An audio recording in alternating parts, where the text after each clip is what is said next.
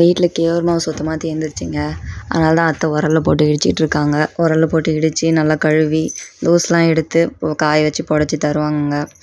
இந்த மாதிரி தாங்க நாங்கள் எப்பயுமே செய்கிறது. அப்புறம் காய வச்சு எல்லாம் கொடுத்தாங்க. நான் போய்ட்டு மில்லில் போய்ட்டு அரைச்சிட்டு வந்துடலான்னு சொல்லிட்டு கிளம்புனாங்க. இதாங்க எங்கள் ஊர் மாவு மில்லு.